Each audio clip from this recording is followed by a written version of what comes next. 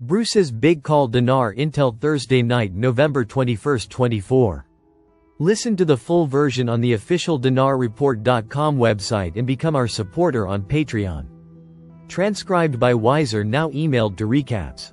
Welcome everybody to the big call tonight. It's Thursday, November 21st, 1 week from Thanksgiving. And you're listening to the big call. Thanks everybody for tuning in tonight. We should have a very good call tonight for you. Looking forward to it. And before we go too far along, we just welcome everybody that is listening around globe, everybody that tuned in on free conference call. Or whether you're listening on the replay link or replay number, we're just glad to have you here, and let's go ahead and pray the call in. Okay, good. Thank you Bob. What is our time hack for fun? It's 10:16. Okay, good. I think we can do this in the next 14 minutes or so.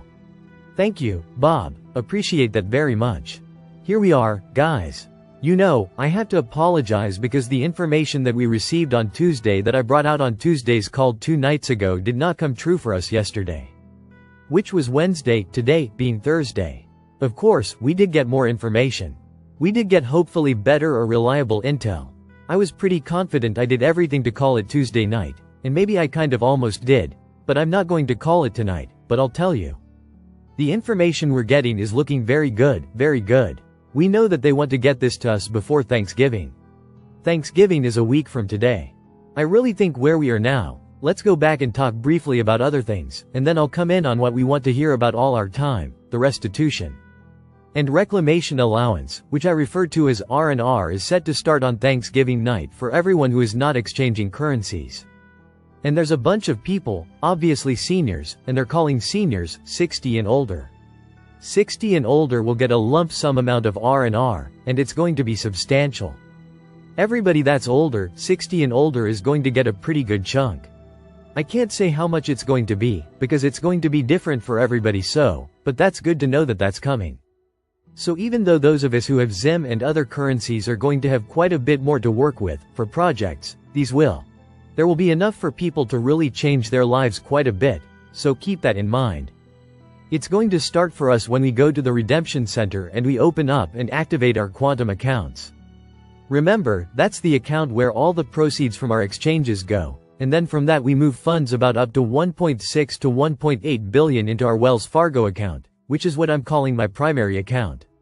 Now, if you have LLCs in place, already set up, and you want to open a bank account for each one of those, which I'm going to do, you would be able to move more funds from your quantum into those accounts.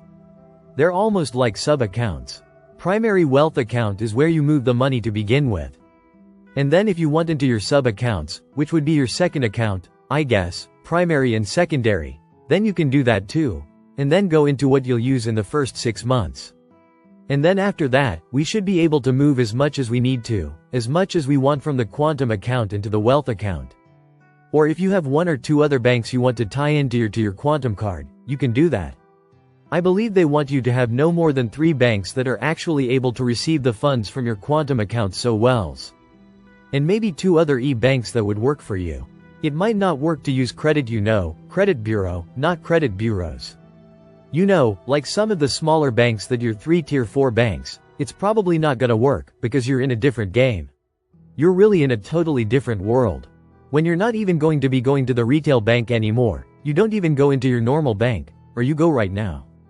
If you're going in at all, you're going to be able to just do this banking online from your new Q phone that they'll give you if you're a ZIM holder. You'll get one of those at the redemption center when you leave. So they have that designed so that you can do that securely from a Q phone. Otherwise, that's really nothing. The timing is starting on the 28th, which is a week from tonight of November. Alright, but if you're like us, that are going in for exchanges, which we believe will be before then. And I'll get to that in a moment or two. When we get in there, we will have our funds already in our quantum account.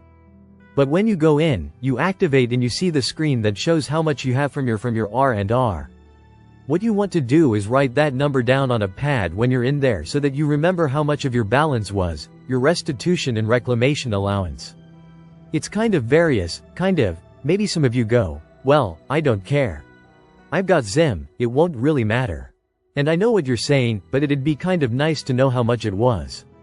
How much did you pay in taxes? Did you pay in interest? Did you pay in mortgage interest, credit card interest? All of that stuff you get back, and then also, well, there's more to it. I won't get too deep into it, but you'll know whether you're going to get it all in one total. It won't be broken down, but you'll know. For example, that your birth certificate was traded, marriage license traded, marriage divorce decree traded on, everything even death certificate was traded on. There's all kinds of ways that they tried to make money on us. We're going to get that money back. That's our Nesara, N-E-S-A-R. A part of this Nesara, okay, so that'll be good to look into. Social Security increases I believe will end up being more like first week of December. I've been told it could happen at the end of this month, but I'm not going to bank on that. I think we're going to get that Social Security increase in December. So be looking for that, keep your eyes open for that. Bob had mentioned to me.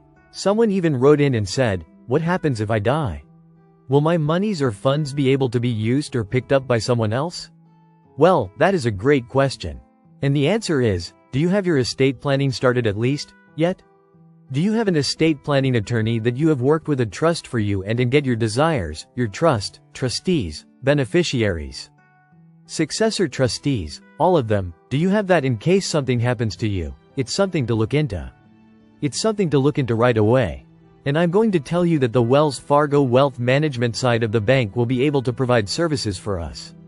Now, the attorneys that you might want to contact that are specifically estate planning attorneys. I have one, and I've used one that has worked beautifully in putting my estate plan together. But, from time to time, you have to tweak it, you have to make some changes in it. So definitely that is important to make sure you have that and put it in place as soon as possible. Let me think, well, I don't have an estate now. I don't have anything to really bequeath to a beneficiary, but you sure will be after these exchanges. So make sure that you are in contact with the estate planning attorney, and maybe go through wills. Maybe go through their trust department. Maybe give that a shot. Or if you have another bank that you like, look at them and see what they have. But that's definitely something that needs to be addressed, and sooner rather than later. They don't really want anybody walking out of the redemption center and having an issue and passing away without a trust in place. But so make sure that you're able to look into that and get that set up as soon as you can. Okay, that way, as soon as you can. So that's the answer to that question. The only way you and I would recommend using estate planning with trusts, because it keeps all of this information private. See if you didn't have any of that and you had a will, say, oh, well, I got my will. Well, so is everybody else, because everybody else is going to see it. It's public. It becomes public information. You don't want to just use a will. The only will you want to put out is something called a living will, and that's your final instruction should something happen to you. And it looks like it's the end of life for you, and this is end life type wishes that you want to put into your living will. That's a part of your estate plan. Okay, so you want to get that set up too. And if you don't have that, your estate, whatever is left of you will go through probate, and that's where the state takes a piece of the action. And also can slow down and delay the funding of everything to people that you wish to have the money. So there's a lot to this, and it's more than an afternoon. But you get it started with an hour appointment, you can do a really good job on knocking this out. And then you can always come back with your attorney and tweak it, and come back in and make these fine-tuning adjustments to it. And you may want to have new names. You might want to put in new beneficiaries. Might want to change, as your family grows and people come and go in your family, you might want to look into that too. Alright, so I wanted to say that now Social Security increases. I said, I think it'll be substantial increases. Some people that are getting $3,300 minus $3,400, $3,500 now might see themselves around $5,000. And that won't be that significant to us. Again, the exchanges in Zim to redeem, but look, don't look a gift for us in that, and that's what it's going to be. Also, I don't believe our Medicare, which everybody's getting bombarded with Medicare calls and Medicare commercials and so on. Medicare was supposed to be free to us. Not even cost us the $170 or $200 premium per month is taken out of our Social Security check right now, our direct deposit. That should change under President Trump. We should have that going away, and we'll learn more and more in the coming months. Okay, let's see what else before we get to the heart of the matter. Okay, I think the next piece is what we thought would happen Tuesday, or rather, yesterday, Wednesday, and we did not get it.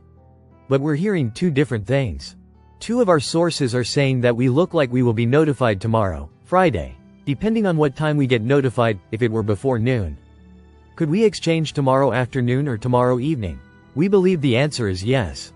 If the numbers don't come out till later in the day, it's setting us up to set our appointments with and start probably on Saturday.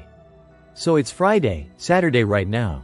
If we had heard besides these two sources, was that we should get notified over the weekend, which starts Friday for them, Friday, Saturday. We would get notified by Saturday with our emails and start our exchanges early next week, like Monday. I don't even want to go to Tuesday, Monday. Now, yes, that is possible. But the Treasury was looking this thing over pretty carefully, and I thought, rather than do it that day, we'd rather do it a day earlier. Which would put us, instead of being notified Saturday, then we would get notified Friday. So I'm holding out that it might be tomorrow for us. I'm not calling it like I just about did on Tuesday night, but it looks very good for us to get this and to have the exchanges at least well underway before Thanksgiving. Remember, for everybody else, R&R comes out Thanksgiving night. That's when it starts to come out, and that will show up in accounts that they know are Social Security bank accounts. That can show up in your Social Security accounts as this R&R and blow their minds. I think of a lot of bankers that don't have a clue what's going on. So we'll see how that goes. But let's say in your 30 years old to age 45, in that 15-year gap, you're going to get your R&R over a 3-year period, once a month, which is 36 months, you'll get an amount directly deposited into your bank account. Now, if they don't have your bank account for some reason, they'll have to send you something to get your bank account information. And if you're a second group, which is age, say, 45 or 46 to age 60, then you get your R&R over a 2-year period, once a month for 2 years, say, 24 payments monthly to you. Alright, and that'll be good. It'll be substantial. It won't be like getting a lump sum all at once, like if you're 60 or older, and the older you are, the chances are, the bigger the amount. It's based on how much you paid in taxes, paid on how long they traded on your birth certificate, death certificate, marriage license, fees, all that stuff, all tradable as funds. So that's what I wanted to say about that. Make sure you get your estate planning set up as soon as you can after the extreme if you've got it set up now. And you have your trust documents, bring them in when you do your exchanges and redemption of ZIM, bring them into the redemption center. They will set up a seat, read your trust documents, probably affidavit of trust may do it. But you might need to bring a copy of the entire trust. That way, they'll be able to set up your bank account in the name and do that way. And then you can do all that other. Be prepared and maybe practice. Know what you have to do for your Quantum account to activate it. First of all, you need a fingerprint or thumbprint. Take a hand, any hand, I don't know if it'll matter, but you will have that. Then you need a username that'll be brand new. For the username that'll be brand new, you'll have a 5-digit PIN code that you'll have that you will create that'll be brand new. You'll have an email. A brand new email that you'll be setting up. And of course, you need a new password to get into your email. So however many things that is, I think 7 you're going to need. You might want to write a few things down so that you take them in and you're sort of ready to go on your Quantum, ready to go on getting the Quantum card. They will print those cards out for you. Okay, they'll have them there when you go in, as you sit down, and you go through. You give up your currencies, and they go ahead and count them. And they'll do that, leave machine counting all that stuff, and you're talking about the rates of the currencies and so on. They're offering you, what we believe they're going to offer us at the Redemption Center. Only, only. You're going to get a contract rate offered to you on Dinar. I've told you 100 times what the ZIM is going to be worth if you are redeeming ZIM. Dong is going to be a great rate. Way better than certain people thought it would ever be. And then the other currencies are doing well too. They're all going to be good. And Credit has set this up where we will get the highest potential available rates through the redemption centers. Now let's talk about the redemption centers for a minute. They've got the leaders that send out the emails to the redemption centers, and the leaders that send them out to the banks have received their emails for both redemption center and banks to be sent out. And our understanding is that they will probably go out sometime tomorrow. I don't know when it will be, morning, before noon. Quite likely that it would be, and then the leaders in the. Alright, let me explain. So certain people east and west of the Mississippi River are in charge of getting those numbers out to the redemption center leaders. And all the redemption centers across this country. Canada has their deal. We have ours. Mexico is using primarily Buca Santander and HSBC, might be some other banks too. Maybe, Bank of Mexico. I don't know, but I would say this, keep an eye on your email tomorrow. Let's see if they come in and then set your appointment. If you need some time to get all your act together, go ahead and take the time you need. You don't have to be the first one in. You know, I like to get mine done tomorrow. I'd like to tomorrow night, but if I have to go Saturday, that's cool, too. It doesn't matter that much.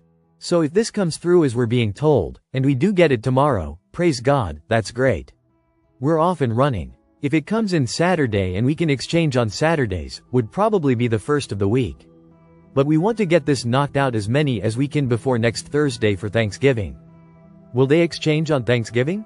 I would not put it past them. I would say it's possible that certain people could exchange on that day. The people that are working in the redemption centers might work that shift. Might be 3 shifts. And they get up or that afternoon and they've had their Thanksgiving or morning, and they have their Thanksgiving that afternoon or evening. I mean, I would not be surprised if they do exchanges on Thursday. Not saying, though, that they might. And they go through with this until they've got all the ZIM in as soon as possible. Of course, that's their first concern. And then after that, you know, all the other currencies. I think that's everything I wanted to cover. Alright, that's what I wanted to say about that. Guys, I just hope the intel that we have today is just solid and everything is good to go for tomorrow. Our sources are saying tomorrow, the others are saying it could be Friday, but it should be over the weekend, which starts Friday, tomorrow, and then we've exchanged, if not Saturday, then starting Monday. So let's see how this goes for us.